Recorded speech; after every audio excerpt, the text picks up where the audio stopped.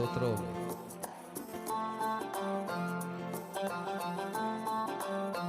అందరూ సంతోషంగా చప్పట్లు కొడతారు, సంతోషంగా. Praise God. Holy spirit.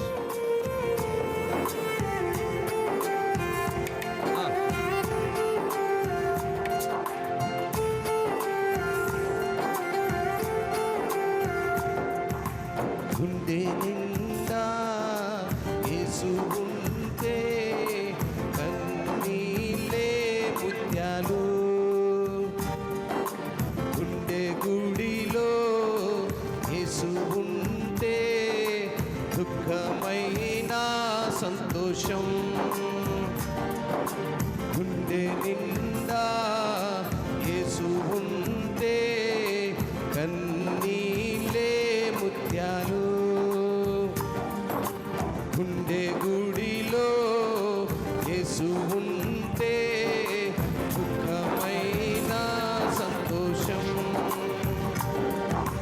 గుండె నిండా నువ్వే యేసు, గుండె నిండా నువ్వే,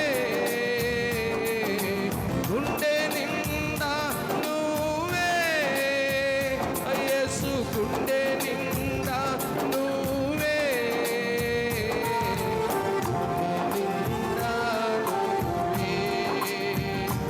యేసు, గుండె నిండా నువ్వే.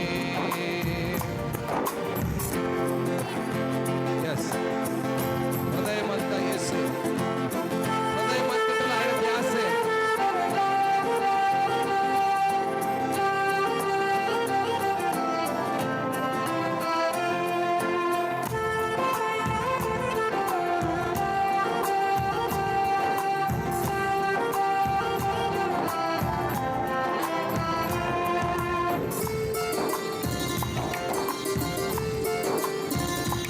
Praise God.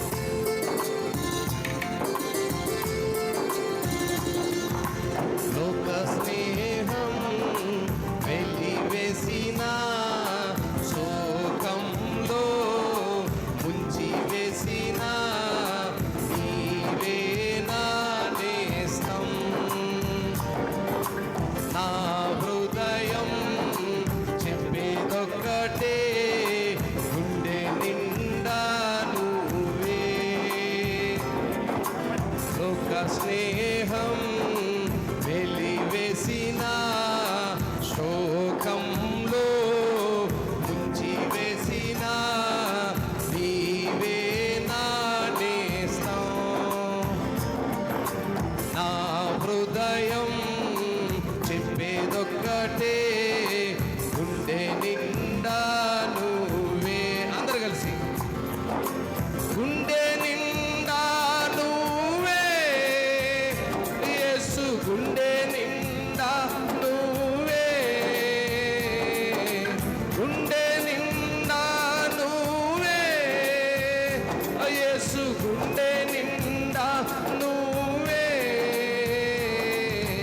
గుండె నిండా నువ్వే, నా గుండె నిండా నువ్వే.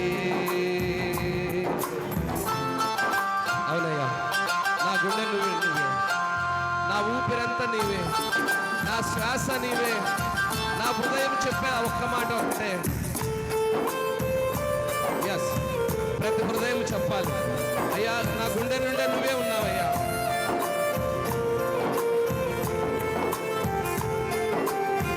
సంతోషంగా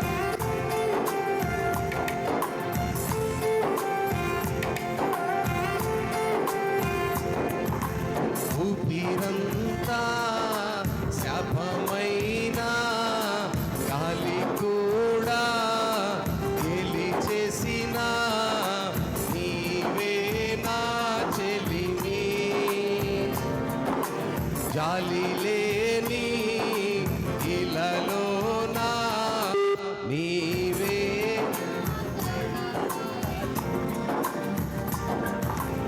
ఊపిరంతా శాపమైన గాలి కూడా గెలిచేసిన నీవే నా చెలిమి.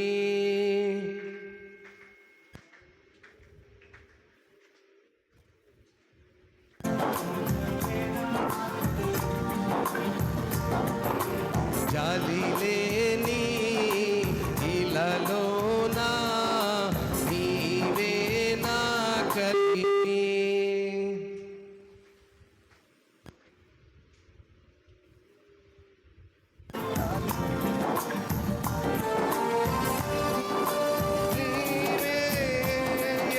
గుండె నిండా నీవే,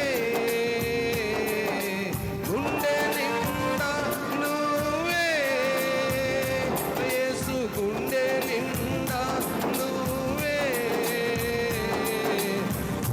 నిండా నువ్వే నా గుండె నిండా నువ్వే,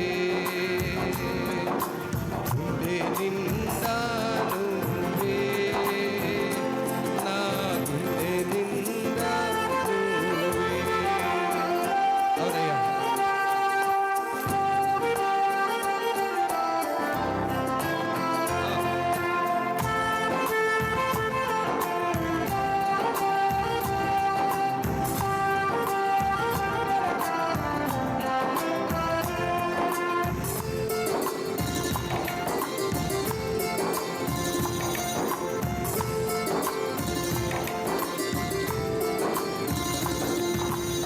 చిరకాలం నీ వడిలో ఉండాలనే ఆశతో చెమ్మగిల్లే కలలతోనే పాడుతున్నా గీతం. చిరకాలం నీ వడిలో ఉండాలనే ఆశతో చెమ్మగిల్లే కలలతోనే పాడుతున్నా గీతం. గుండె నిండా నువ్వే యేసు, గుండె నిండా నువ్వే, గుండె నిండా నువ్వే యేసు, గుండె నిండా నువ్వే, గుండె నిండా నువ్వే నా గుండె నిండా నువ్వే, గుండె నిండా యేసు ఉంటే కన్నీలే ముత్యాలు,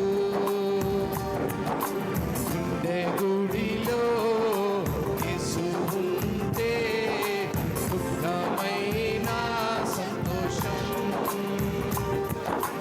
గుండె నిండా యేసు, గుండె నిండా నీవే,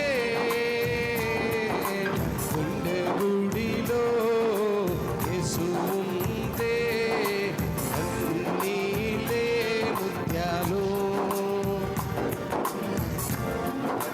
గుండె నిండా నువ్వే యేసు, గుండె నిండా నువ్వే, గుండె నిండా నువ్వే యేసు, గుండె నిండా నువ్వే, గుండె నిండా నువ్వే ఆ గుండె నిండా నువ్వే. ఎస్, ప్రతి ఒక్కరు గుండె నిండా నువ్వే ఆ గుండె నిండా నువ్వే. ఎస్, దేవుణ్ణి మన హృదయంలోనికి ఆహ్వానించుకుంటే మన గుండె నిండా ఆయన ఏమంటాడు? ఆయన సన్నిధిలో మనము కన్నీళ్లు విడిస్తే అవి ముత్యాలుగా తీర్చబడతాయంట. స్తోత్రం, హల్లెలూయా. ఏమండి, ఎంతమంది దేవుని సన్నిధిలో కన్నీళ్లు విడవడానికి ఆశపడుతున్నారు? నా ప్రతి క్షణము, ప్రతి అణువు ఆయన సన్నిధిలో కన్నీళ్లు విడుస్తూనే ఉంటుంది. ప్రతి పాట, ప్రతి పల్లవి, ప్రతి చరణము ఆయన నాతో మాట్లాడుతూనే ఉంటాడు. నా హృదయం ఎప్పుడు నా గుండె నిండా ఆయనే ఉన్నాడు కనుక కీర్తనకాడు రాసినట్టుగా పాడుతున్న ప్రతి చరణం నాకు కన్నీళ్ళే ముత్యాలుగా ఉంటాయి. చాలామందికి తెలియక మందిరాల్లో కన్నీటితో ప్రార్థన చేస్తున్నప్పుడు బయట ఉన్నటువంటి కొంతమంది మందిరం అంటే రుచి తెలియని వాళ్ళు అంటుంటారు, ఎందుకు మందిరాల్లో ఊరికే ఏడుస్తూ ఉంటారు. ఏడుపు కాదు అవి, ఆ కన్నీళ్ళు ముత్యాలుగా మారతాయట. స్తోత్రం, హల్లెలూయా. దేవుని సన్నిధిలో కన్నీళ్ళు విడిస్తే అవి ముత్యాలుగా మార్చబడతాయి మన జీవితాల్లో. ఈ ప్రపంచంలో బంగారము కంటే కూడా విలువ కలిగినదిగా మరి ప్రజలు ముత్యాలని, వెండి అని, వైఢూర్యాలని ఆరాటపడుతూ ఆశపడుతూ ఎగురుతూస్తూ ఉంటారు. వాటన్నిటికంటే విలువ కలిగినది దేవుని సన్నిధిలో కన్నీరు విడిచే అనుభవం. ఎంతో చక్కగా కీర్తనలు రాసినటువంటి వారికి దేవుడిచ్చిన మంచి తలంపులు, వాటిని అన్వయించుకొని ఆనందించే వారికి ఉన్నటువంటి ఆ హృదయ స్పందన నైస్, మంచిది. సరే, ఈనాటి మన వాక్య ధ్యానము ఈ పునరుద్ధాన దినంలో మొదట చేరొచ్చిన మీకు అందరికీ ప్రభు పేరిట వందనాలు. అందరూ తలలెత్తండి, అందరూ నా వైపు చూడండి. మీరు గ్రంథాన్ని చదవద్దు, మీరేమి ఆలోచించొద్దు, నా మాటల వైపే మీ మనసు ఉంచితే చాలు. నాటి మన వాక్య ధ్యానము కీర్తనల గ్రంథాల్లో మనం ధ్యానంలో ఉన్నాము. దాదాపు ముగింపుకు సమీపంగా కూడా వచ్చాము. కీర్తనల గ్రంథాలు ఎన్ని ఉంటాయి? 150 కీర్తనలు ఉంటాయి. మనం 141వ కీర్తన పాఠంలో ఉన్నాము. ఈనాటి మన పాఠము 141వ కీర్తన. 141వ కీర్తన మూలాంశం ఏంటంటే, వినండి, తలలు అందుకే పైకెత్తమన్నా, తలల కింద కొంచితే నేను చెప్పలేదు, నా వైపే చూడండి, చక్కగా ఆలకించండి. స్తోత్రం, హల్లెలూయా, హల్లెలూయా. వేరే ధ్యాసలో ఉండమాకండి. ఇందా నుంచి చింటుగాడిని చూస్తూ ఉన్నా, వాడు వేరే ధ్యాసలో ఉన్నాడు. కాళ్ళు ఎట్టు పెట్టుకొని ఇటు కట్టుకొని ఏదో ఆలోచన చేస్తున్నాడు. ఏరా ఆలోచిస్తున్నావు? ఈ వయసులో ఇంత ఆలోచన చేస్తే వాడు ఇప్పటి నుంచి ఆలోచన చేస్తున్నది, మా నాన్న ఎట్ట సాకాలి, మా అమ్మని ఎట్ట సాకాలి, ఎన్ని ఇల్లు కట్టాలి, ఎన్ని కార్లు కొనాలి, నేను ఎట్ట అని. మీరు కూడా అట్లా అదో ధ్యానంలో ఉండమాకండి. ఏం సంపాదిద్దాం, అవన్నీ బయటికి వెళ్ళాక ఎలాగ చేసే పనులు అయ్యే. ఇక్కడ ఉన్నంతసేపు ఆ ధ్యానంలోకి ఉండకూడదు. గుండె నిండా ఆయనే, నాకు ఈడున్నంతసేపు నా గుండె నిండా ఆయనే ఉంటాడు. నుంచి బయటికి వెళ్ళాకే నా బ్రతకంతా పిల్లలు, సంసారం, జీవనపు అందరికీ ఉండేది. అది ఎవరికి లేనిదేం కాదు. కనీసం కొద్ది నిమిషాలు ఆయన సన్నిధిలో ఉన్నప్పుడన్నా గుండె నిండా ఆయన నింపుకున్నాం అనుకో, బయటికి వెళ్తే కొన్నిసార్లన్నా ఉపయోగపడతాడు, కొన్నిసార్లు కదా. రైట్, మంచిది. ఈరోజు మన వాక్య ధ్యానాన్ని మనం గమనిస్తే 141వ కీర్తన మూలాంశం ఏంటంటే, ఒకరోజు సాయంకాల సమయంలో కీర్తనకారుడు బయటికి వెళ్ళారట. ఆ కొండ ప్రాంతంకి వెళ్ళి, ఊరి బయటకు వెళ్ళి, ఊరి బయట ఒక ప్రశాంత వాతావరణంలో దేవునితో ప్రార్థిస్తున్నాడట. చూసారా, ఓ సాయంకాల సమయంలో ఎటువంటి అలజడి లేని స్థలములో, ప్రశాంతమైన వాతావరణంలో దేవునితో మాట్లాడనే ఆసక్తి కలిగి బయటికి వెళ్ళి మనపూర్వకంగా ప్రార్థన చేస్తూ ఉన్నాడట. ఇప్పుడు చూడండి ఏమని చేశాడు, చదువుదాం. యెహోవా, నేను నీకు మొరపెడుతున్నాను, నా యొద్దకు త్వరపడి రమ్ము. నేను మొరపెట్టగా నా మాటను ఆలకించుము. అమ్మ, జాగ్రత్తగా ఆలకించాలి. ఎప్పుడైనా ప్రార్థన చేసేటప్పుడు ప్రారంభం నుంచే నాకు అది లేదు, ఇది లేదు, నా బాధలై, నా శ్రమలే, అసలు ఏం చెప్పొద్దు. అయ్యా, నా ప్రార్థన ఆలకించువాడా, నా మొరకు చెవియొగ్గువాడా అని ప్రారంభించాలి.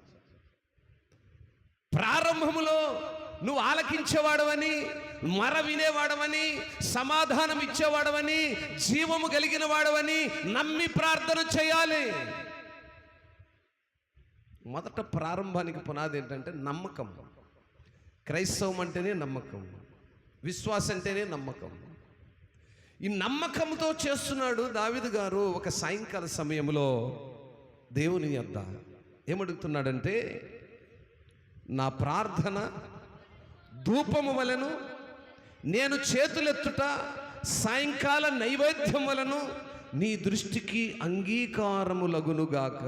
ఆమేన్, హల్లెలూయా. ఆరాధన సమయంలో చేతులు ఎత్తమంటే సిగ్గు, పాటలు పాడమంటప్పుడు చప్పట్లు కొట్టమంటే సిగ్గు, ఏమండి, నోరు తెరిచి గొడవలు చేయమంటే ఎంత ఆనందంగా ఉంటుందో. సిగ్గుపడుతూ ఉంటారు. ఆయన ఎవరు లేని సాయంకాల సమయంలో ఎడారి ప్రాంతంలో ఒక కొండ ప్రాంతమునకు వెళ్ళి చేతులెత్తి ఆరాధిస్తున్నాడట. ఆయన చేతులెత్తి అడుగుతున్నాడు, అయ్యా నేను చేతులెత్తి నీకు ప్రార్థిస్తున్నాను. ఎంతమంది చేతులెత్తి ప్రార్థిస్తున్నారు? అన్ని సున్నితాలే, అన్ని సెన్సిటివిటీ, అన్నిటికీ సిగ్గే. కొన్ని సిగ్గులేని సంగతుల గురించి సిగ్గుపడరు, కానీ ఉత్తుత్త వాటి కోరికొరికి సిగ్గుపడతారండి. ఏమంటే దేవుని సన్నిధిలో ఆరాధిస్తే సిగ్గుపడాల్సిన విషయం ఏముంది? చేతులు ఎత్తాలంటే సిగ్గు, చప్పట్లు కొట్టాలంటే సిగ్గు, ప్రార్థన చేయాలంటే సిగ్గు, బైబిల్ చదవాలంటే సిగ్గు, వీటన్నిటికీ సిగ్గుపడుతుంటారు. బయట సిగ్గులేని సంగతులు ఎన్నో ఉంటుంటాయి. అబద్ధాలు ఆడుతారు, సిగ్గుపడరు. లేనిపోని సాకులు చెప్తారు, సిగ్గుపడరు. ప్రార్థనకు పోవడానికి వంకలు చెప్తారు, సిగ్గుపడరు. ఇట్లాంటి ఎన్నో పనికిమాలిన విషయాలను లోకంలో చేస్తూ సిగ్గుపడరు, కానీ దేవుని దగ్గరికి వచ్చి చప్పట్లు కొట్టమంటే సిగ్గు, కళ్ళు మొయ్యమంటే సిగ్గు, పాట పాడమంటే సిగ్గు, చేతులు ఎత్తమంటే సిగ్గు, హల్లెలూయా చెప్పమంటే సిగ్గు. ఇలా దొంపలు దగ్గ. ఏమండి, నోర్లు రావు. పొరపాటున ఏ అక్కో ఏదో ఒక మాట అనాలా, బయటికి పోయి ఈడ కేక పడితే ఇటు కళ్ళు జులుపాటుకు అటు లింగారెడ్డి కాలనీ కనపడుతుంది ఆ కేక, ఒక్కొక్క కేక. ఇక్కడ సప్పట్లు కొడితే పక్కన వాళ్ళు కనపడవు. హల్లెలూయా అంటే నీకే వినపడదు, నీకే వినపడదు. ఆయనైతే ఆ సాయంకాల సమయం అట చూడండి, ఆయన అంటున్నాడు, నా ప్రార్థన ధూపం వలెను. ధూపం అంటే ఏం చెప్పండి? ధూపం అంటే ఒక పొగ మంచు లాంటిది. ధూపం అంటే పరిశుద్ధతకు గుర్తు. ధూపం అంటే చాలామంది ఆధ్యాత్మికమైనటువంటి పరిస్థితులకు వాడుతూ ఉంటారు. మీరు గమనిస్తుంటారు లేదో, అన్యుల యొక్క గుళ్ళకి వెళ్తే విపరీతమైన ధూపముతో ఆ వాతావరణం అంతా ఒక ప్రత్యేకమైన పరిస్థితిని అంతరించుకొని ఉంటుంది. అంటే ఇది ఒక ఆధ్యాత్మికమైనటువంటి ప్రాంగణముగా పరిగణించబడుతుంటుంది. ఆయన అంటూ ఉన్నాడు, నా ప్రార్థన ధూపము వలె నేను చేతులెత్తుట. చేతులెత్తండి రయ్యా. ఏమండి, ఏది కూడా నేను ఆధారం లేకుండా చెప్పనండి. నేను ఒక మనిషిని నువ్వు ఇట్లా అన్నా, ఒక మాట నేను మాట్లాడినా నాకు ఆధారం లేకుండా నేను ఏది మాట్లాడను. బైబిల్లో గురించి నేను ఒక మాట మాట్లాడినా మొదట నేను ఏదో చూడాలి, నేను చదవాలి, నేను వినాలి, తర్వాత మీకు చెప్పాలి. చేతులెత్తి ఆరాధించే అనుభవము పరిశుద్ధ గ్రంథములో లిఖించబడినదే. ఆనాటి భక్తులైన వారు ఆరాధించి చేసినటువంటి కార్యాలను ఈనాడు మనం అనుసరిస్తున్నాం. దానికి సిగ్గుపడుతుంటారు. చేతులెత్తి ఆరాధించండి అంటే చేతులు కాదు కదా, మనుషులు కూడా కదలరు పాపం. దేవుని దయ వల్ల స్తోత్రం, హల్లెలూయా. ఆయన ఎవరూ లేని ప్రాంతములో ఆయన నిలబడిన ఆ ప్రాంతాన్ని ఒక పరిశుద్ధమైన స్థలముగా తయారు చేసుకున్నాడు ఆయనే. అందుకే పరిశుద్ధ గ్రంథం కూడా ఉంటుంది, ఈ దేవాలయమే కాదు, ఎక్కడ ఇద్దరు ముగ్గురు కూడి నా నామమును కీర్తిస్తున్నానో అక్కడ నేను ఉంటాను అన్నాడు. ఆయన ఒక్కడుగా వెళ్ళాడు ఎక్కడో బయట ప్రాంతంలోనికి. ఒక్కడుగా తను నిలబడిన ఆ స్థలం అంతటిని పరిశుద్ధపరుచుకున్నాడు. అది పరిశుద్ధమైన స్థలముగా ఎంచుకున్నాడు. ఎంచుకొని ఎక్కడ ప్రార్థన చేస్తున్నాడు, అయ్యా నా ప్రార్థన ధూపం వలెను, నేను చేతులెత్తి సాయంకాల నైవేద్యం వలన నీ దృష్టికి అంగీకారమయ్యేటువంటి ప్రార్థన చేస్తున్నాను. మనం చేసే ప్రార్థన దేవుడు అంగీకరించాలి. నేను ఇప్పుడదే చెప్తాను. కొంతమంది ఆడోళ్ళు కోపం వచ్చినప్పుడు కొట్లాడుకుంటారు. కొట్లాడుకుని ప్రార్థన అనుభవం నాకేం చేస్తే తెలిసిన, ఆ యొక్క గురించి ప్రార్థన చేస్తా, ఆమె నా మీద గొడవకు వచ్చింది, నాశనం అయిపోవాలని ప్రార్థన చేస్తా. ఏమండి, పని చేస్తే అనుకుందాం, అవుతుందా? ఇప్పుడు నీకు ఆమెకు ఏదో బాహ్య సంబంధమైనటువంటి సమస్యలు వస్తాయి. దాన్ని తీసుకొని దేవునికి ముడిపెట్టి ఆమెకు నాకు గొడవైంది కాబట్టి ఆమె నాశనమైపోవును కాక అంటే పోద్దా? ఏదో దుమ్మెత్తిపోవడం, మట్టి అయిపోవడం, అయిపోవడం, ఎన్నో కొన్ని లోపాలతో ఉండి ఎదుటి వాళ్ళ మీద నిందారోపణ చేస్తుంటారు. మనము చేసే ప్రార్థన దేవునికి అంగీకారంగా ఉందో లేదో పరిశీలించుకోవాలి. ఇవన్నీ మనం తెలియక చేసేటువంటి తప్పులండి.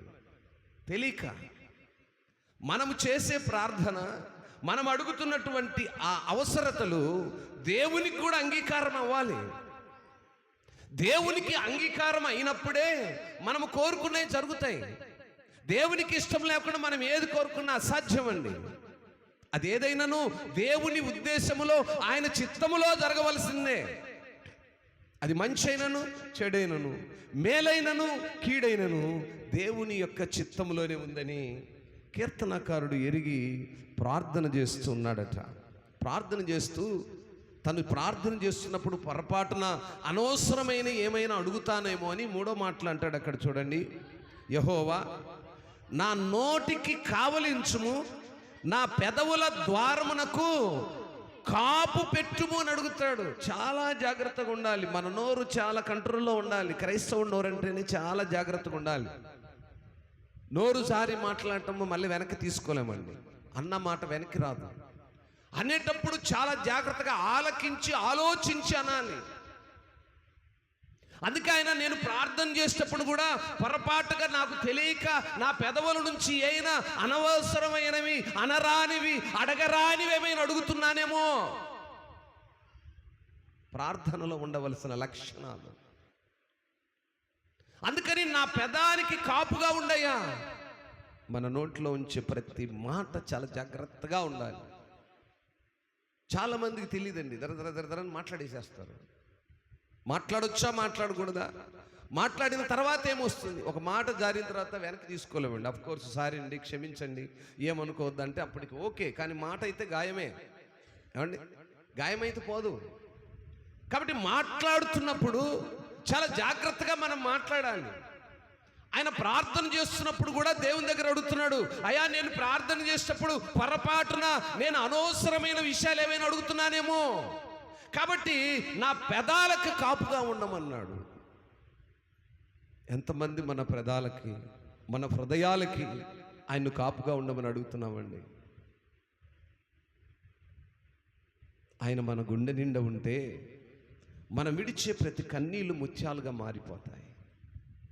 ఆయన మన గుండె నిండా ఉంటే మనం మాట్లాడే ప్రతి మాట కూడా మనకు తెలియజేస్తుంది, నువ్వు రైట్ ఆర్ రాంగ్, నువ్వు మాట్లాడే తప్పు, ఇలా మాట్లాడకూడదు. ఆయన ప్రార్థన చేస్తూ అక్కడ అడుగుతూ ఉన్న మాట ఏంటంటే, అయ్యా నా నోటికి కావలిగా ఉండి నా పెదవుల ద్వారము. పెదవుల ద్వారం అంటే తలుపు. ఈ 2 పెదాలను ద్వారము అంటారు. అక్కడ నుంచి వచ్చే ప్రతి మాట అది ఎలాంటిదో, ఆ మాట్లాడే మాట నేను ఇలా మాట్లాడొచ్చో మాట్లాడకూడదో నాకు నేర్పించమని అడుగుతున్నాడు. మనం అనుకుంటాం నాకు తెలియని ఏముందండి, నాకు అన్నీ తెలుసండి, మొత్తం నాకే తెలుసు అన్నంత అజ్ఞాని భూమి మీద అవడలేడు. అన్నీ నాకే తెలుసు అన్నాడంటే వాడే అజ్ఞాని. జ్ఞానం కలిగినవాడు అంటే ఎప్పుడు కూడా నాకు అన్నీ తెలుసు అనకూడదు. జ్ఞానానికి మూలం ఏంటంటే నాకు ఏమీ తెలియదు, నేర్చుకుంటున్నాను అన్నవాడే జ్ఞాని. జ్ఞాని అంటే వాడు ప్రత్యేకంగా ఉండడు, మనలాగానే ఉంటాడు.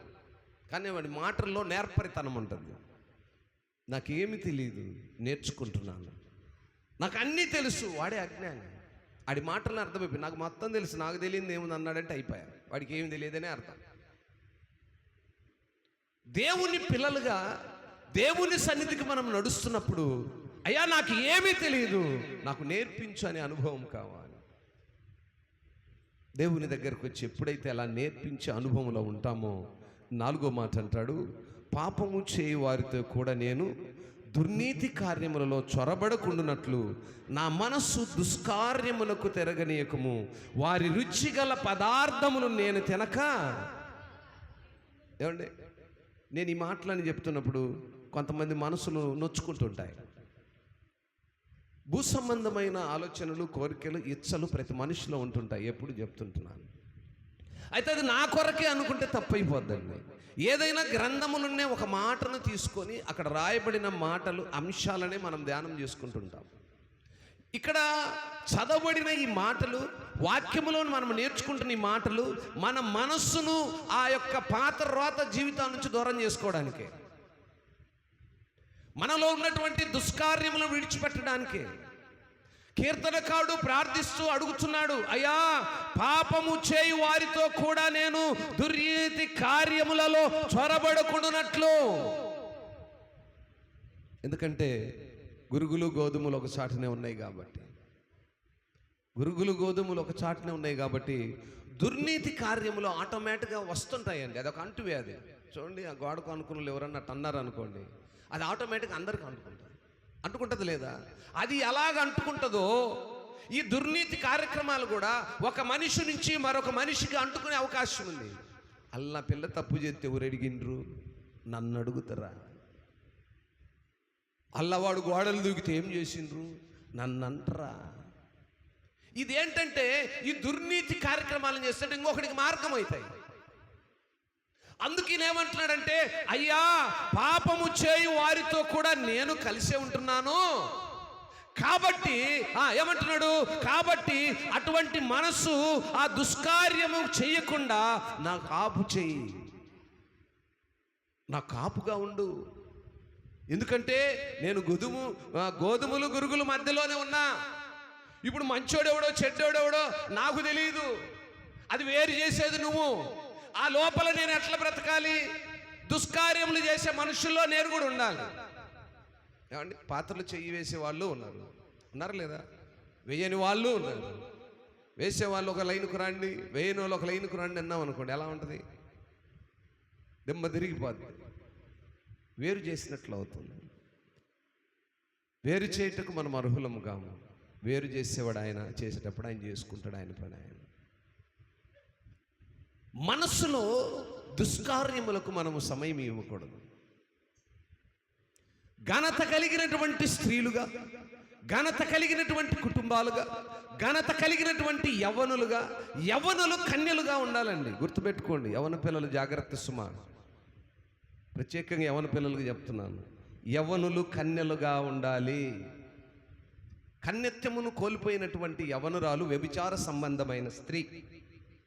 మీరు తిట్టుకున్నా, మీరు అవునన్నా కాదన్నా గ్రంథం అదే చెప్పింది. కన్యత్వమును కోల్పోయిన ఏ యవ్వనురాలైనా వ్యభిచార సంబంధమైన స్త్రీ. అంటే వివాహమునకు ముందే నీ కన్యత్వాన్ని కోల్పోతున్నావు. జాగ్రత్తగా ఉన్న యవ్వన బిడ్డలారా, నా సొంత పిల్లల వలె చెప్తా ఉన్నా మీకు, జాగ్రత్తగా ఉండాలి, భద్రముగా ఉండాలి, వినయము కలిగిన పిల్లలుగా ఉండాలి, సాక్ష్యము కలిగిన పిల్లలుగా ఉండాలి, కుటుంబానికి గౌరవం తెచ్చే పిల్లలుగా ఉండాలి, తల్లిదండ్రులకు వన్నె తెచ్చే పిల్లలుగా ఉండాలి. అందుకే వాక్యం అక్కడ అంటున్నాడు, ఆ మనస్సులో వచ్చేటువంటి ఆ దుష్కార్యమునకు నేను పోకుండా నన్ను ఆపు అంటున్నాడు. ఇంకా చెప్పాలంటే ఈ దుష్కార్యములు చేసే వాళ్ళతో తిరిగితే భలే రుచిగా ఉంటుందండి. రుచి, అందుకే ఇక్కడ ఆ మాట అన్నాడు. ఏమన్నాడంటే, రుచిగల పదార్థములు అంటే ఆహారం కాదు. రుచిగల పదార్థాలు అంటే భుజించే ఆహారం కాదు. వారితో కలిసి తిరిగేటప్పుడు వారితో మాట్లాడే మాటలు, ఆ మాటలు ఎలా ఉంటాయంటే చాలా రుచిగా ఉంటాయి, చాలా అందంగా ఉంటాయి, చాలా తీయగా ఉంటాయి. మనల్ని లోకములోనికి లాక్కెళ్ళి మనకున్నటువంటి ఆ మంచి స్థితిని చెడగొడతాడు.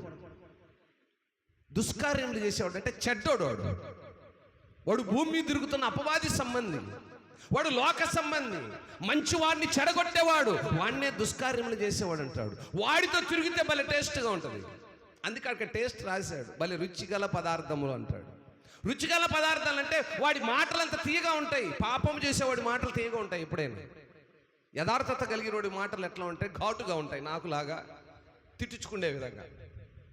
ఏమండి, నేను యథార్థంగా అంటాను, మీ కోపం వచ్చి పాస్టర్ నేను ఎప్పుడు ఇట్నే అంటాడు. ఎంతమంది పెద్దోళ్ళు నన్ను చూసి సనుక్కుంటున్న వాళ్ళు లేరు మన ఊర్లో? నన్ను చూసి కొనుక్కొని పెద్దోళ్ళు దాదాపు 150% పైనే ఉంటారు. కారణం ఏంటంటే యథార్థత ఎవరికి నచ్చదండి. అందుకే వాక్యం అంటున్నాడు, దుష్కార్యములు చేసేవాడు అంటే చెడ్డవాడు, మోసగాడు, దగాకోరి, సాతాను, అపవాది సంబంధిగాడితో స్నేహం చేయి, వాడి మాటలు ఎంత రుచిగా ఉంటాయో. కావాలంటే ఫ్రెండ్షిప్ చేసి చూడండి. లోక సంబంధం ఉన్న వాడితో ఫ్రెండ్షిప్ చేయండి, భలే రుచిగా ఉంటాయి. వాడి మాటలు, వాడి పనులు, వాడి క్రమము, వాడి క్రియలు, అబ్బా ఇంతకంటే భూమి మీద ఏముందని. అందుకే వాడిని సాతాను సంబంధి, వాడు అప్పవాదే అన్నారు. ఆత్మ సంబంధమైన వారితో స్నేహం చేయండి, కష్టంగా ఉంటుందండి, చేయలేరు, ఇష్టపడలేరు. వారికి భూ సంబంధమైన ఆలోచనలు ఉండవు, ఆత్మ సంబంధమైన ఆలోచనలతో ముందుకెళ్తుంటారు. నువ్వు భూమి మీద అటు ఇటు తిరిగేవాడివి, వీడు ఒక చాట నిలబడేవాడు. ఈ నిలబడేవాడితో తిరిగేవాడు ఉండలేడండి. అంతే తిరిగే కాళ్ళకు ఏంది కొట్టే నోరున మాట్లాడే నోరున కట్టేయలేరు అంటుంటారు. ఈ భూ సంబంధం ఏం చేస్తాడంటే ఇటు భూమి మీద తిరిగేవాడండి. ఆ ఇంటికి ఇంటికి, ఆ కొంపలకి ఇంపలు చిచ్చులు పెట్టాడు. వీడు తిరుగుతూ ఉంటాడు, ఒక చోట నిలబడ్డు. ఆడి మాటలు ఎంత రుచిగా ఉంటాయంటే, అందుకే ఇక్కడ కీర్తనకారుడు అంటున్నాడు, నా మనస్సు దుష్కార్యమునకు తిరగనీయక వారి రుచిగల పదార్థములు నేనే తినకయుందునుగాక అంటాడు. అంటే వాళ్ళు పెట్టే ఆహారం కాదు, వాళ్ళ మాటలను నేను స్వీకరించకుండా ఉందును, వాళ్ళ మాటల్ని లక్ష్య చేయకుండా ఉందును, వాళ్ళ మాటలు నేను ఆలకించగా ఉందును గాక అని ప్రార్థన చేస్తున్నాడు. ఇది మనం చేయవలసిన ప్రార్థన. అయ్యా ఉదయకాలం లేగానే నా జీవనోపాధి కొరకు, నా కుటుంబ పోషణ కొరకు, నా ప్రయత్నాలకు నేను వెళ్తున్నప్పుడు దుష్కార్యములు చేసే వాళ్ళు నన్ను లోకంలోనికి, లోక సంబంధమైన విషయాల్లోనికి వెళ్ళనీయకుండా కాపాడు. ఒక మంచి స్పిరిట్ కలిగినటువంటి కుటుంబము, ఒక అమ్మాయి ఒక అబ్బాయి భూమిపై సంపాదించుకున్న ఆ ఘనత కంటే ఏది లెక్కకు రాదండి. నమ్మకమైన వ్యక్తి అనేటువంటి పేరు, నమ్మకమైన ఈ అమ్మాయి, నమ్మకమైన ఈ అబ్బాయి, నమ్మకమైన ఈ అక్క అనేటువంటి పేరుని మించిన ధనము ఏది లేదు భూమి మీద. ఫలానా, అందుకే ఆయన అంటాడు, ఫలానా నమ్మకమైన బలా, నమ్మకమైన దాసుడా. ఆ నమ్మకమైనటువంటి యవనురాలుగా, నమ్మకమైనటువంటి స్త్రీగా, నమ్మకమైనటువంటి ఒక భార్యగా, నమ్మకమైనటువంటి ఒక భర్తగా, నమ్మకమైనటువంటి ఒక కుమార్తెగా, నమ్మకమైనటువంటి ఒక కుమారుడిగా నువ్వు నివసించగలిగితే అంతకంటే ఘనత భూమి మీద ఏమీ లేదండి. భూమి మీద మనం సంపాదించే ఏ ఘనతలు మనకు విలువను తేవు. నమ్మకమైన విలువను మించింది వేరేది ఏమీ లేదు. ఆ విలువతో నువ్వు నివసించగలిగితే నీకంటే ధనవంతుడు ఎవడు లేడు, ఇహమందును పరమందును. భూమి మీద మాత్రమే కాదు, ఆకాశ మండలములో కూడా నిన్ను మించిన ధనవంతుడు లేడు. తుచ్చమైన వాటి వరకు మన వాళ్ళు పాల్పడిపోయి వాళ్ళకున్న విలువలను పోగొట్టుకుంటుంటారు. విలువ రావాలి. నీ కుమారుడు, నీ కుమార్తె, నీ నైబర్స్, నీ అన్నదమ్ములు నిన్ను చూసి భయపడాలి. శుక్రవారం అనుకుంటా మనం ఈ వాక్యాన్ని మాట్లాడుకున్నాం కదా. క్రైస్తవుల యొక్క నడవడిక, ఒక స్త్రీ యొక్క నడవడిక ఆ భర్త యొక్క ఘనతను తీసుకొస్తుందండి. ఒక స్త్రీ యొక్క నడవడిక, స్త్రీ మాత్రమే కాదండి, ఒక పురుషుడైనా సరే తనకున్నటువంటి ఆ ప్రవర్తన ఆ కుటుంబానికి గౌరవాన్ని తెస్తుందండి. మనుష్యుడు గౌరవాలు చూసుకోవట్లేదండి, తుచ్చమైన ఆశలు కోరికలు నెరవేరితే చాలు అనుకుంటున్నాడు అంతే. గౌరవం కలిగిన వాడు వీటన్నిటిని చంపుకోవాలి. వీటన్ని చంపుకున్నవాడేగా క్రైస్తవుడు. క్రైస్తవుడు అంటే ఏంటి? భూ సంబంధమైనటువంటి అన్ని అలవాట్లను విడిచి దేవుని చిత్తాన్ని అనుసరించేవాడే క్రైస్తవుడు. వాడికున్న ఘనత ప్రపంచంలో ఎవరికి లేదండి, ఎంత ధనవంతుడికి కూడా రాదు. ఆ ఘనతలో దేవుడు మనల్ని కూడా ఉంచాడు. స్తోత్రం, హల్లెలూయా. ఆ పిల్లల సహవాసంలో మనల్ని కూడా ఉంచాడు. ఆ కృపలో మనము కూడా ఉన్నాము. ఆ ధన్యతలో ఉంటున్న మనము కీర్తనకారుడు చేసిన ప్రార్థనను మనం జ్ఞాపకం చేసుకోవాలి. అయ్యా, నేను ఈ భూ సంబంధమైనటువంటి మనుషులతో నివసిస్తున్నప్పుడు నా పరిస్థితి ఎలా ఉంది, నేను ఎలా ఉన్నాను? మనము దుష్టులతో ఎటువంటి పరిస్థితుల్లో రాజీ పడకుండా భూ సంబంధమైన భూమిపై కనిపిస్తున్నటువంటి ఆకర్షణీయమైనటువంటి భోగాలకు, ఆ వాటి ఉల్లాసాలకు మనము మరి ఆ మనసిచ్చే వారముగా లేతే ముందుకెళ్ళే వాళ్ళముగా ఉండకూడదని వాక్యం సెలవిస్తుంది. భూ సంబంధమైన భోగభాగ్యాలు ఎంత అందంగా ఉంటాయో, యవ్వనులు త్వరగా పడిపోతూ ఉన్నారు. దేవుని సన్నిధికి నడుస్తున్నారు, చక్కగా వింటున్నారు, మంచి మాటలు వింటున్నారు, రక్షణ, మారు మనసు, బాల్యము నుంచే క్రైస్తవ పిల్లలుగా బ్రతుకుతూ లోకములో అటు ఇటు తిరిగే వాడికి సహవాసం పడి పాడైపోతున్న పిల్లలు లేకపోలేదు. 5వ వాక్యంలో అంటాడు, నీతిమంతులు నన్ను కొట్టుట నాకు ఉపకారము, వారు నన్ను గద్దించుట నాకు తైలాభిషేకం. ఆలకించగలరా? ఈ మాట అర్థమేంటో తెలిసిన? నీతిమంతులు అంటే ఎవరు? నీతిమంతులు అంటే ఎలా ఉంటారు చెప్తున్నాను, జాగ్రత్తగా ఆలకించండి. నీతిమంతులు అంటే దేవుణ్ణి తమ సొంత రక్షకునిగా అంగీకరించి ఆయన ఆజ్ఞల కట్టడల ప్రకారం నడిచేవారే నీతిమంతులు. ఇప్పుడు లెక్కేసుకోండి, నేను నీతిమంతున్నా కాదా, నాలో అనీతి ఉందా లేదా? అటువంటి వారు గద్దించినప్పుడు అది తైలాభిషేకముగా ఆహ్వానించాలట. అటువంటి వారు గద్దించినప్పుడు ఆ గద్దింపుకు లోబడాలట. అందుకే వాక్యం ఆయన అంటున్నాడు, నీతిమంతులు నన్ను కొట్టుట నాకు ఉపకారము. ఉపకారం అంటే ఏంటి? మేలు. నీ సేవకుడు గద్దిస్తే మేలు, నీ సేవకుడు బుద్ధి చెప్తే అది నీకు మేలు. వినటానికి నీకు బాధ, అయ్యో ఆయన గద్దిస్తున్నాడే, ఆయన ఇలా చెప్తున్నాడే, ఆయన ఇలా అంటున్నాడే, ఆ క్షణము నీకు బాధకరమే, ఆ తర్వాత అది దీవెనకరము. హల్లెలూయా. నీ సేవకుడు నిన్ను గద్దించినప్పుడు లోబడు, నీ సేవకుడు నీకు బుద్ధి చెప్పినప్పుడు లోబడు, అది నీకు దీవెన.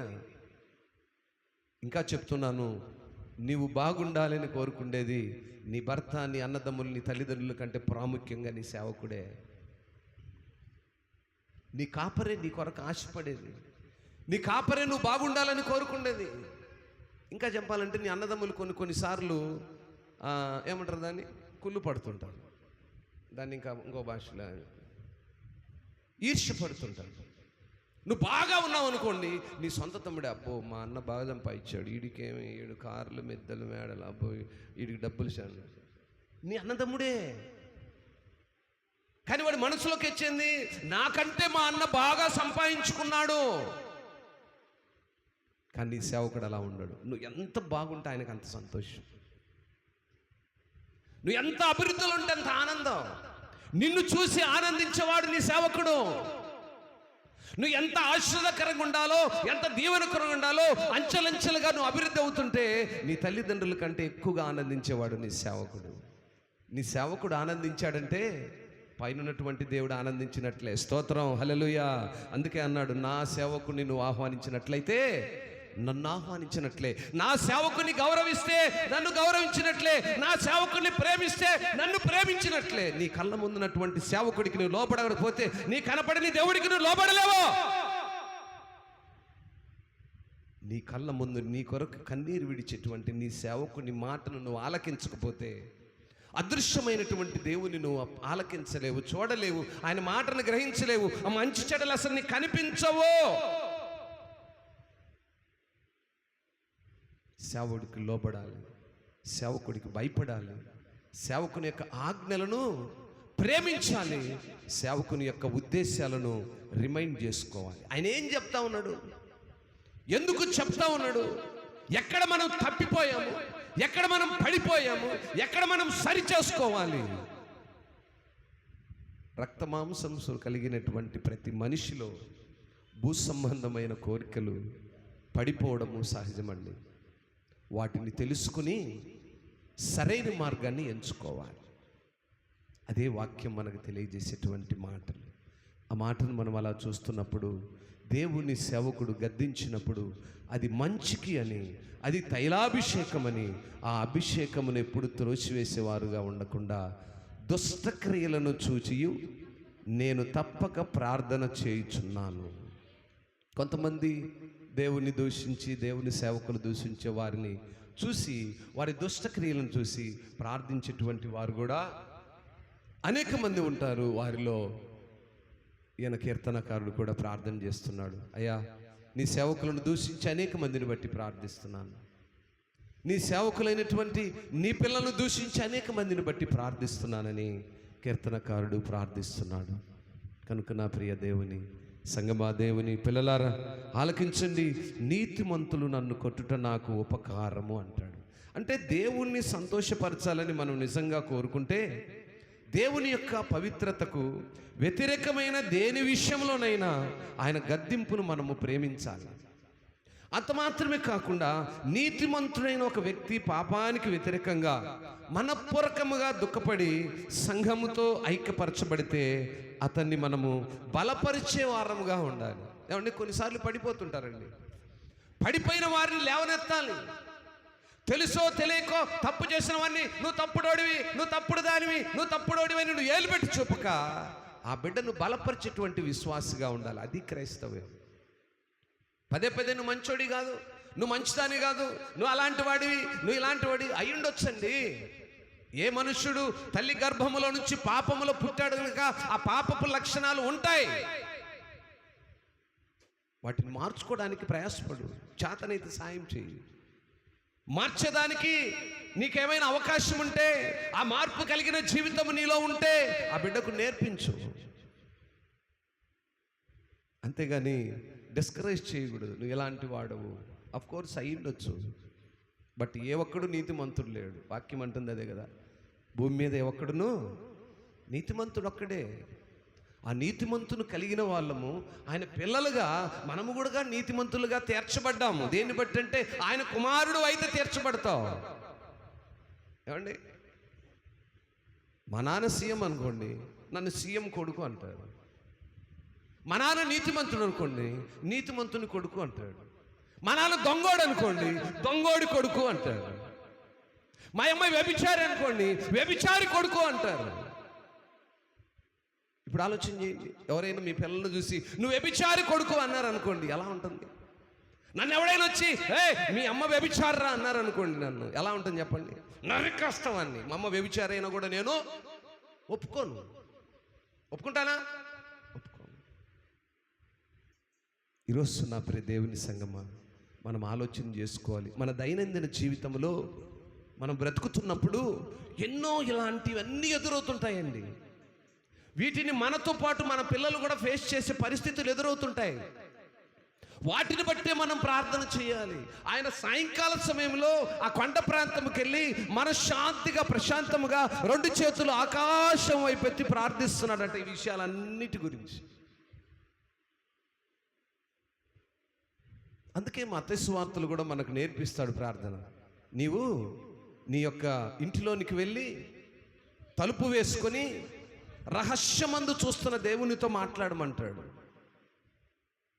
ఎందుకనంటే నువ్వు తలుపేసుకొని మనపూర్వకం ఆయనతో మమేకం అవ్వాలి, కనెక్ట్ అవ్వాలి. నీ హృదయాంతరంగమును ఆయన పరిశోధించువాడు కనుక నువ్వు ఎప్పుడైతే ఆయనతో మాట్లాడగలుగుతావో నీ ప్రార్థన వింటాడు, నీ అవసరతను వింటాడు, నీ అక్కర్ను వింటాడు, నీ పాపాన్ని శాపాన్ని ప్రతి విధమైనటువంటి పరిస్థితులంటే ఆయన మార్చగలిగిన వాడు కనుక, ఆయన ఏదైనా మార్చగలవాడు కనుక ఆయన కథంతా మార్చేయగలడు కదా, నిజంగా మార్చగలడండి. నేను ప్రతి ఒక్కటి అనుభవంతో నేను చెప్తాను. ఆయన ఏదైనా చేయగలడు, చేయాలి అనుకుంటే ఏదైనా చేయగలడు. ఆయనకు అసాధ్యమైనది ఏది? రాజులనే మార్చగలిగిన వాడు, రాజ్యాలనే తలక్రిందులు చేయగలిగినటువంటి వాడు. కాబట్టి ఆయన ప్రార్థిస్తున్నప్పుడు మన ప్రార్థనలు ఎలా ఉండాలంటే, మనము శ్రమలలో మన ప్రవర్తనను జ్ఞాపకం చేసుకోవాలి. లేదా మన యొక్క ప్రార్థనా జీవితము దేవునికి ఇష్టమైనదిగా ఉందో లేదో పరిశీలించుకోవాలి. లేదా మన అక్కర్ను ఆయన ఎరిగిన వాడు మన అక్కర్లు తీరుస్తాడనేటువంటి నమ్మకముతో ప్రార్థించే వారముగా ఉండాలి. అలా ఉండగలిగినప్పుడు మన ఆత్మీయ స్థితిని బట్టి, మన ప్రార్థన జీవితాన్ని బట్టి మన కుటుంబాల్లో మనల్ని కలిగిన పిల్లలు యవ్వన కాలంలో యవ్వనులు త్రొట్టిల్లుదని మనం వింటున్నాం. పరిస్థితులు అనుకూలంగా లేనప్పుడు ఎన్నో అనానుకూల పరిస్థితులు ఎదురవుతుంటాయి, మనం చూస్తుంటాం. కానీ కాలము దినములు ముందుకెళ్తున్నప్పుడు మన జీవితాల్లో మార్పులు రావాలి. నేను అంటూ ఉన్నాను, 20 సంవత్సరం వెనక్కెళితే మీకున్న లక్షణాల కంటే ఎక్కువ లక్షణాలు కలిగిన వాడిని, ఎక్కడ ఏవి తక్కువ లేవు. మన వారం కూడా చెప్పాను. దేవుని మహాకృప, దేవుడు పట్టుకున్నాడు, పరిశుద్ధ గ్రంథాన్ని చేతికిచ్చాడు. యవ్వన కాలంలో ఇది కాదు నీ మార్గము, ఇటు అన్నాడు, వలేసి పట్టుకున్నాడు, వలలో చిక్కబడ్డాను, ముందుకెళ్ళిపోతా ఉన్నాను. ఈరోజు మా కుటుంబాల్లో చాలామందికి నన్ను చూసినప్పుడు నిజమేనా అన్నట్టుగా. నీ జీవితం అలా ఎందుకు ఉండకూడదు? పాత రొత్త జీవితంలో ఎన్ని రోజులు కొట్టకలాడుతుంటాం? మార్పు చెందిన కుటుంబాలుగా, మార్పు చెందిన తల్లులుగా, ప్రత్యేకించబడినటువంటి కుటుంబాలుగా, విశ్వాసములో వేరుపారినటువంటి కుటుంబాలుగా మనం ఉండగలిగినప్పుడే మన జీవితాలు దీవెనకరంగా ఉంటాయి. అట్టి కృపలో మనం ఉండాలంటే ఏం చేయాలంటే, మన యొక్క ప్రార్థన ధూపం వలె ఉండి చేతులెత్తి ఆయన ఆరాధించే అనుభవంలోనికి వెళ్ళాలి. దేవుని దగ్గర మనం అడిగే ప్రతి మాట మన నోటికి కాపుగా ఉండేలాగా అడగాలి. మన ప్రార్థన మొరపెడుతున్నప్పుడు మన మొరమను ఆయన వినేదిగా ఉండాలి. మనం ప్రార్థిస్తున్నప్పుడు మన ప్రార్థనకు ఆయన జవాబు ఇచ్చేదిగా ఉండాలి. ఇటువంటి అనుభవంలో మనం ఉండగలిగితే మనకంటే ధన్యులు, మనకంటే ధనవంతులు, మనకంటే భోగభాగ్యములు కలిగిన వారు ఈ భూమిపై ఎవ్వరుండరండి. మనం ఎప్పుడు ధనవంతులమంటే ధనము కలిగితే కాదండి, తుచ్చమైన ధనము, శిథిలమైపోయే ధనము, మట్టిలో కలిసిపోయే ధనము. కోర్స్ అవసరాలకు అవసరమే కాదండి, కానీ తదనంతరం ఏంటి? మనం ఈ భూమిని విడిచిన తర్వాత ఆ తదనంతరం ఉన్నదే, ఆ జీవితానికి కావలసినటువంటి ఏర్పాటు, సిద్ధపాటే ఈనాటి మన యొక్క ఈ ప్రయాస. భూమిపైన అందరము మరణిస్తాం. మంచివాడు మరణిస్తాడు, చెడ్డవారు మరణిస్తాడు, పాస్టరు మరణిస్తాడు, అభిషక్తుడు మరణిస్తాడు, ఇంకొకడు మరణిస్తాడు, ప్రతి ఒక్కడు మరణిస్తాడు. కానీ మరణం తర్వాత కలిగిన జీవం కొరకే ఈ ప్రయాసం. మరణము తర్వాత మనం బ్రతుకుతాము. శరీరము మంటికి మన్నైపోద్దేమో కానీ ఆత్మ బ్రతికే ఉంటుంది. మన ఆత్మలన్నీ ఒక దినమున పరమందు మనం చూస్తామట. అందుకే మన వాళ్ళు ఎవరైనా చనిపోయినప్పుడు నిరీక్షణ కలిగి ఉంటే వారిని మనం చూస్తామన్నారు. అయితే వాళ్ళని ఎప్పుడు చూస్తామంటే భూమిపై ఉండగానే, సజీవులుగా ఉండగానే, దేవుణ్ణి కలిగి క్రీస్తునందుండి మృతులైతే ఆ మృతులను మనం చూస్తాం. చాలామంది దేవుణ్ణి నమ్మకకుండా మరణిస్తారండి. అలాంటి కూటాలకు నన్ను పిలిచి వాక్యం చెప్పమంటారు. నాకు అసలే ఇంకా ఉన్నది ఉన్నట్టు చెప్పాలి, లేకపోతే మనసు ఒప్పుకోదు. కొంతమంది పిల్లలు, యవనస్తులు ఈ మధ్యకాలం చాలామంది చనిపోయారు. రక్షణ లేదు, మారు మనసు లేదు. వాడి గురించి ఏం చెప్పాలి? నిన్న గురుబాబు చనిపోయాడు. ఆ అబ్బాయికి రక్షణ మారు మనసు ఉందంట. 4 మాటలు చెప్దామంటే సమయం వేయలే. నిన్న ఉదయకాలం మందు మా తమ్ముడు చనిపోయాడు. Doctor Vidyasagar, Jammalamudi Vidyasagar doctor.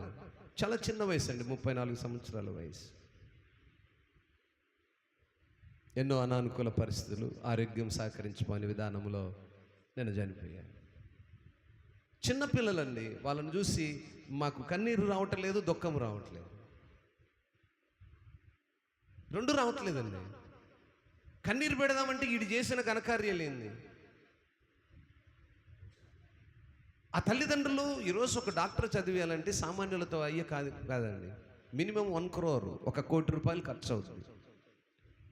అంత ప్రయాసపడి ఆ తల్లిదండ్రి ఇన్ని ఆలోచనలతో ఆ బిడ్డలను చదివిస్తే ఈ భూ సంబంధమైన ఆలోచనల చేత, లోక సంబంధమైన ఇచ్చల చేత దేవుణ్ణి కలిగి నివసించకుండా మరణించినప్పుడు ఆ తల్లిదండ్రుల ఓర్పు, బాబాయ్ పట్టుకొని ఏడుస్తూ ఉన్నాడు, తమ్ముడు లేడయ్యా అని. ఏం చేస్తా?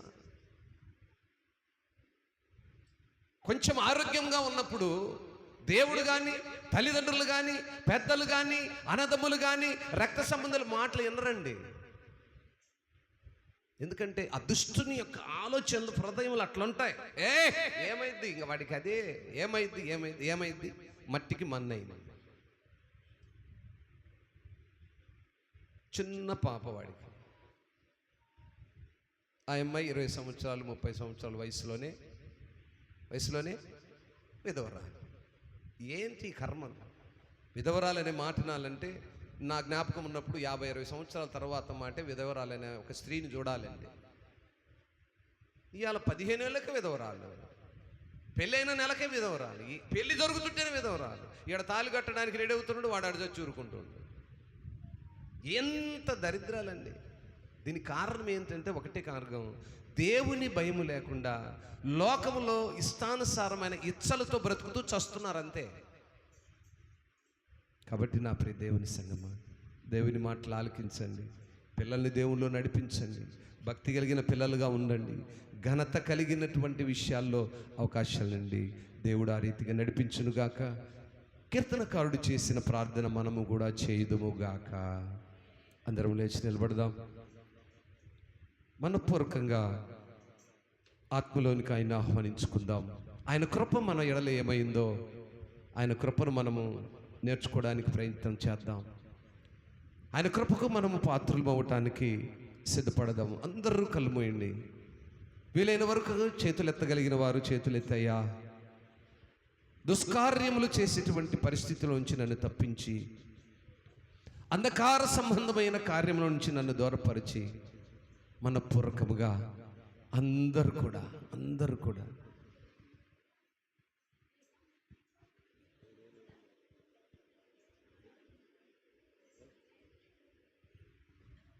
కూడా కళ్ళు మూసి, ఎవరు బయటకు వెళ్ళొద్దు, పిల్లలందరూ లోపల ఉండాలి, సండే స్కూల్ పిల్లలు కూడా ఉండాలి, లైవ్ నడుస్తుంది చెప్తూ ఉన్నాను, ఎవరు వెళ్ళొద్దు. అందరూ కూడా అయ్యా నేనేమై ఉన్నానో, నీ కృప నా పట్ల ఏమై ఉందో, నీ తలంపులు ఉద్దేశాలు నా ఎడల ఏమై ఉన్నాయో అని ఒక్కసారి ఆయన దగ్గర మనం అడగగలుగుతామా?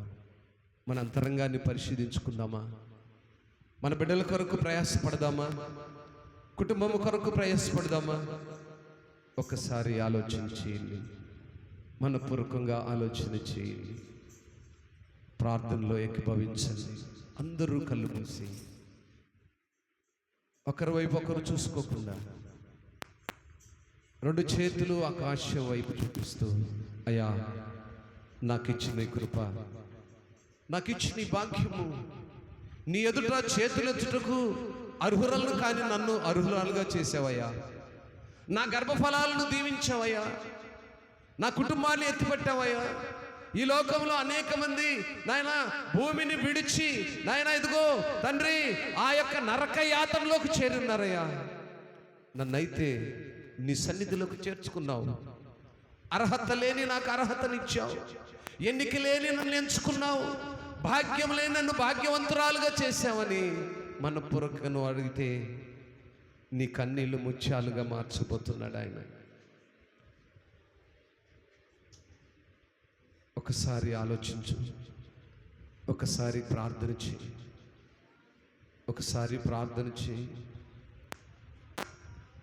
ఆయన కృప కొరకు నోరు తెరిచి అడుగయ్యా. తెలిసి తెలియని నా జీవితాన్ని జ్ఞాపకం చేసుకోయా, ఇక్కటములో ఉన్న నా బ్రతుకును జ్ఞాపకం చేసుకోయా, సంకటములో ఉన్నటువంటి నా యొక్క పరిస్థితులను సమకూర్చయ్యా. అయ్యా అర్హత ఏమీ లేకుండా నన్ను ప్రేమిస్తున్నావని ఒకసారి ఆయన అడగగలవా? ఈ సమయంలో ఆయన అడుగు, నోరారా అడుగు, హృదయపూర్వకంగా అడుగు, మనపూర్వకంగా అడుగు. ప్రార్థన చేయి, బిడ్డల కొరకు ప్రార్థన చేయి, భర్త కొరకు ప్రార్థన చేయి, సంఘము కొరకు ప్రార్థన చేయి. మహాగణుడవు నాయనా, మహోన్నతుడవు ప్రభువా, నీవు అతి కాంక్షణీయుడవు తండ్రి యేసయ్యా. ప్రభువా పరిశుద్ధుడా, అయ్యా మా మనసంతా నీవే నాయనా, నా గుండె నిండా నీవే ప్రభువా యేసయ్యా. మా కన్నీటిని ముత్యాలుగా మార్చేదేవా నీకే స్తోత్రములు. అయా మా పాపరోత జీవితమును నీవు గుర్తు చేసుకో తండ్రి యేసయ్యా. మా హృదయమును నాయనా నీ పరిశుద్ధ రక్తముతో కడగండి తండ్రి యేసయ్యా. మా అపవిత్రమైనటువంటి కార్యములన్నీ నీ రక్తము, మాలో ఉన్నటువంటి అల్లరితనాన్ని వేరుపరిచావయ్యా. హృదయాలను కడగండి తండ్రి యేసయ్యా. అయా హిమము కంటే తెల్లగా మార్చండి తండ్రి గొప్ప దేవా. అయా నీవు అతి పరిశుద్ధుడవు, అతి కాంక్షణీయుడవు నాయనా. అయ్యా ఎంతో చిన్న వయసులో అనేక మంది నాయన ఈ లోకము విడిచి గతించిపోతున్నారు తండ్రి. వారిని చూసినప్పుడు మాకు ఎంతో ఆవేదన ప్రభువా యేసయ్యా. అయా కన్నీరు విడిచడానికి కూడా ప్రభువా తండ్రి యేసయ్యా మా హృదయాలు సరిపోవడం లేదు నాయన తండ్రి యేసయ్యా. స్తోత్రములు నాయన. అలాంటి నాయన ప్రభ దుర్నీతిలో, అలాంటి నాయన ప్రభ పాపములో, అలాంటి మరణము మాకు నాయన ఇవ్వకుండా నాయన ప్రభ మమ్మల్ని పరిశుద్ధులుగా నీ సన్నిధిలో ఉంచినందుకై స్తోత్రములు నాయన. అయా నీవు గొప్ప దేవుడవు నాయన. అయా మా జీవితాల్లో నువ్వు చేస్తున్న మేళ్లకు ఏమి ఇచ్చినా నీ రుణము మేము తీర్చలేము తండ్రి యేసయ్యా. ప్రభువా పరిశుద్ధుడా గొప్ప దేవా నీకే వందనాలయ్యా. అయా స్తోత్రములు నాయన, స్తోత్రములు నాయన, స్తోత్రములు నాయన. అయా నాయన నీ పాదాలు పట్టుకొనుటకు కూడా నాయన మాకు అర్హత లేదయ్యా.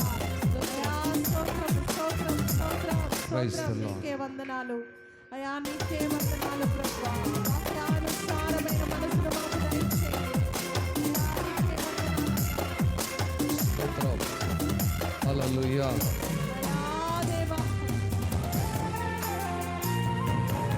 అందరము సంతోషంగా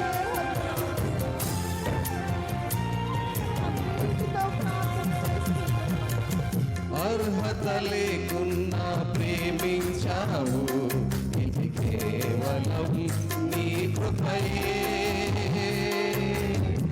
యోగ్యత లేకున్నా హెచ్చించావు, ఇది కేవలం నీ కృపయే. అర్హత లేకున్నా ప్రేమించావు, ఇది కేవలం నీ కృపయే. యోగ్యత లేకున్నా హెచ్చించావు, ఇది కేవలం నీ కృపయే. కృపయే కృపయే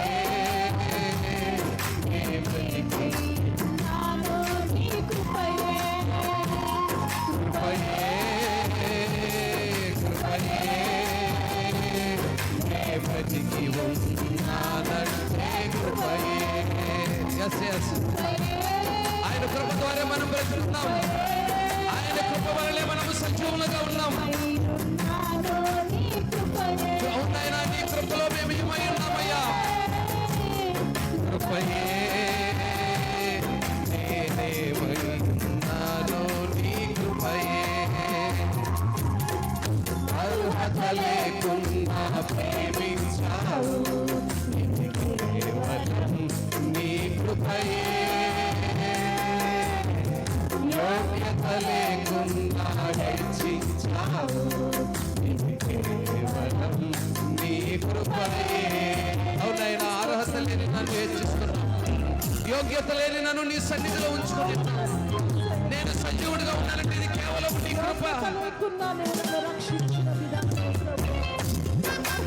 లోకము నన్ను ఆకర్షించినప్పుడు, అల్లరితనంతో లోకంలో నేను తిరిగినప్పుడు, ఓటమి నా బ్రతుకును హేళన చేసినప్పుడు, నీ కృపతో నీ సన్నిధిలో నన్ను చేర్చుకున్నావయ్యా. దేవుని కృపతో మనం ఆయన సన్నిధిలో ఉన్నాం. ఆయన కృపలోనే మనం బ్రతుకున్నాం. మన పాత రోత జీవితాన్ని ఆయన జ్ఞాపకం చేసుకుని వచ్చాడు.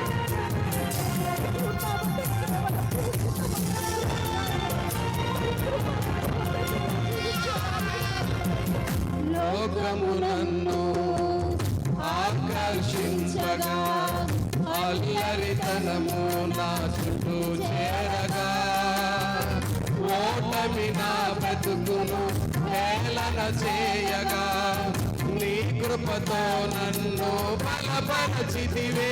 నోరార ప్రతి ఒక్కరు అవునైనా లోకము నన్ను ఆకర్షించిందయ్యా.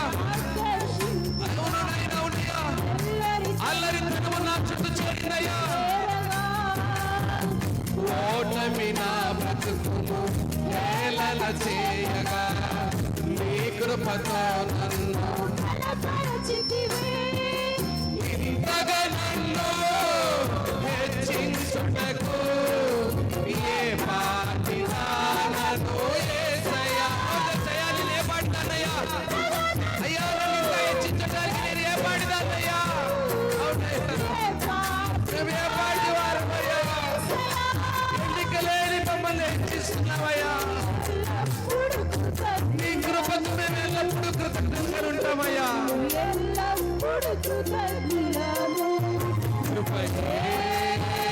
అవునయ్యా, నీ కృపేనయ్యా. నీ కృపే నన్ను సజీవునిగా ఉంచిందయ్యా. అవునయ్యా, నీ కృపయ్యా. నీ కృపేనయ్యా.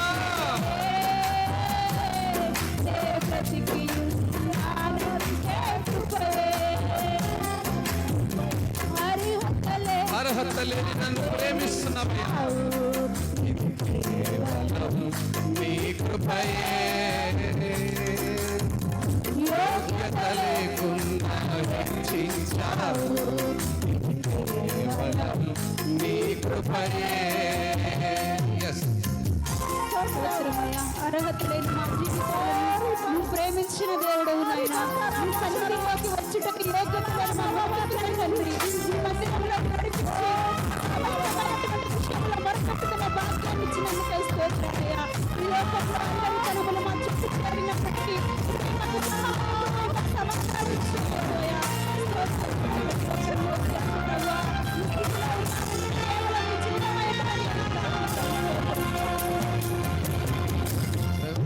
శోధనలు నన్నావరింపగా అజ్ఞానము చేనే హీనమవ్వగా. అవును, అజ్ఞానము చేత ఎంత హీనపరచబడి ఉన్నావో, శ్రమలు శోధనలు నిన్ను వెంటాడినాయో, నీ కృపతో నన్ను బ్రతికించితివే.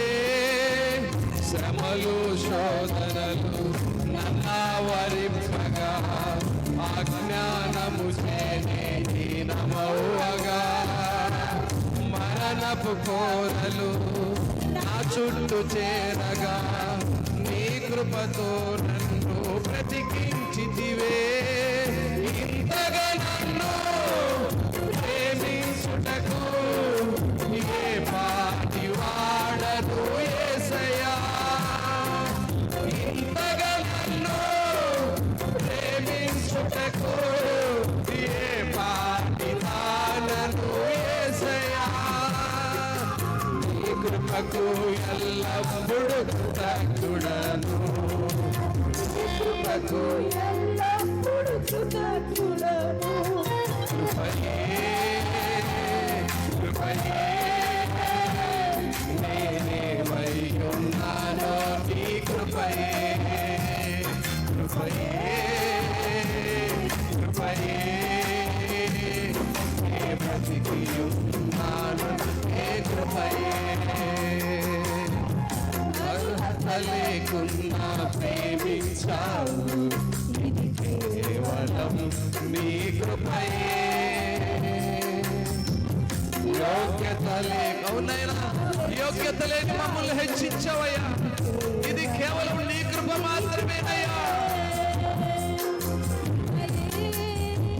కృపయే, ఆయన కృపయే.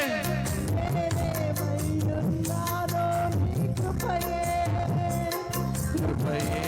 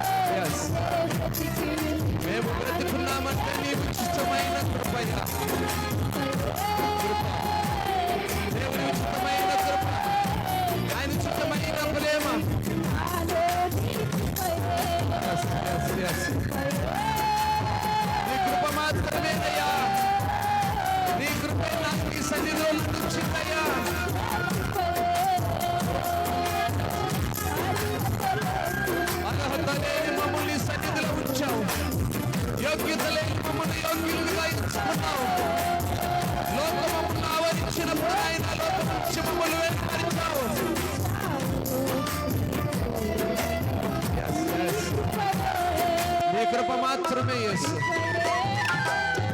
నైనా నీ కృపే మమ్మల్ని సజీవులుగా ఉంచు. కృపయే నీ కృప మాత్రమే నీ సన్నిధిలో మమ్మల్ని ఉంచగలదు. మేము ఏమై ఉన్నా కేవలం నీ కృప మాత్రమేనయ్యా. లోకం మమ్మల్ని ఆవరించి లోకములోనికి మమ్మల్ని లాగినప్పుడు నీ కృప మమ్మల్ని ఉంచిన దేవా మీకు స్తోత్రం. ప్రేమగల తండ్రి మీకు స్తోత్రం. కృపగల రాజా మీకు స్తోత్రం. అర్హత లేని మమ్మల్ని నీ సన్నిధిలో ఉంచి అర్హులుగా మమ్మల్ని ఏర్పరచుకొని లోకములు ఉన్నటువంటి నాయన ఇచ్చల నుంచి మమ్మల్ని వేరుపరిచి నీ సన్నిధిలో మమ్మల్ని ఉంచినందుకు నీకు స్తోత్రం.